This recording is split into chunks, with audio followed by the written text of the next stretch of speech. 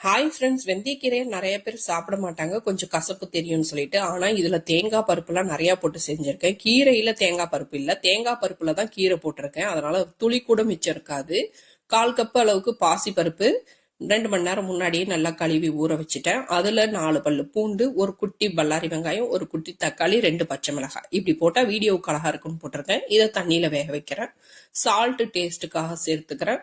ஜீரகத்தூள், மஞ்சள் தூள், மல்லித்தூள், மிளகுத்தூள் இதெல்லாம் டேஸ்ட்டுக்கு சேர்த்தாச்சு. அதோட பெருங்காயத்தூள் இருந்தாலும் சேர்த்துக்கலாம். இந்த பல்லாரி வெங்காயம் கீரையை தாளிக்கிறதுக்காக வச்சிருக்கேன். 1 கப் அளவுக்கு கீரையை நல்லா வாஷ் பண்ணி எடுத்து வச்சிருக்கேன். பாசி பருப்பு நல்லாவே வெந்து வந்துருச்சு. பாதி வெந்திருந்தா கூட போதும், நம்ம கீரையை சேர்த்துக்கலாம். ஏன்னா எல்லாமே சேர்த்து நல்லா வேகும். ஒரு மிக்ஸ் கொடுத்து விட்டுடலாம். இப்போ நல்லா கீரை வேகட்டும். இந்த கேப்லேயே நான் வெங்காயம் காமிச்சதை கட் பண்ணி வச்சுட்டேன். இப்போ நெய்யில தான் தாளிக்க போறேன்.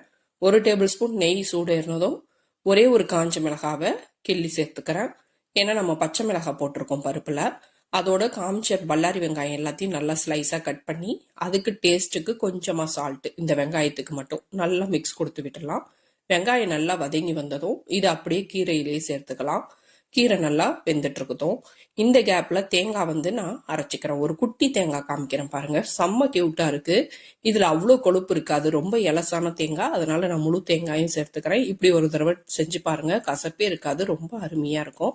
அரைச்சு அப்படியே கீரை வெந்ததும் சேர்த்து ஒரு கொதி விட்டு இறக்கிட்டேன். இது சாதத்துக்கு மட்டும் இல்ல, இட்லி, தோசை, சப்பாத்தி எல்லாத்துக்கும் அல்ட்டியா இருக்கும். ஒரு டைம் இது போல ட்ரை பண்ணி பாருங்க, உங்களுக்கும் ரொம்ப பிடிக்கும். ட்ரை பண்ணி பாருங்க, என்ஜாய் பண்ணுங்க. ப்ளீஸ் சப்ஸ்கிரைப் பண்ணாதவங்கலாம் சப்ஸ்கிரைப் பண்ணுங்க ஃப்ரெண்ட்ஸ். லைக் பண்ணுங்க, ஃப்ரெண்ட்ஸ் அண்ட் ஃபேமிலிக்கு ஷேர் பண்ணுங்க.